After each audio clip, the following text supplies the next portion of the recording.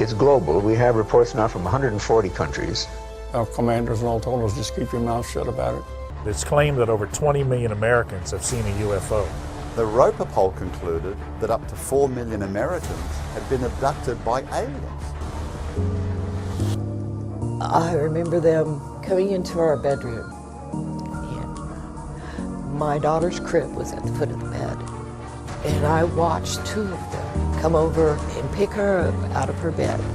You, DOD, you, CIA, you, DHS, have the responsibility of protecting us. How did this happen? And yet, here we have that same scenario, but there are no flags and tail numbers on the tail. In fact, there may not even be a tail on some of these things. And yet it's crickets. Nobody wants to have the conversation. And it goes south. And it takes off like nothing I've ever seen.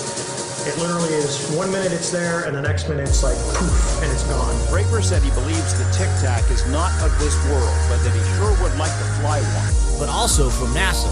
You heard us correctly, guys.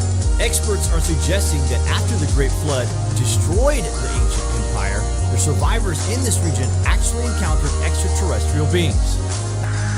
My gosh. Girl, going against the wind. The wind's 120 knots from the west. Look at that thing. Is that what we are looking at is truly, by definition, exotic technologies, beyond next generation technologies. Now we have scientific evidence. For nearly the last decade, I ran a sensitive aerospace threat identification program focusing on unidentified aerial technologies. It was in this position I learned that the phenomenon is indeed real.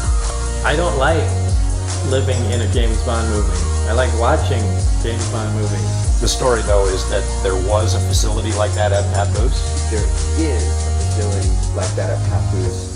Flying discs, not this UFO term that's created to make it ambiguous.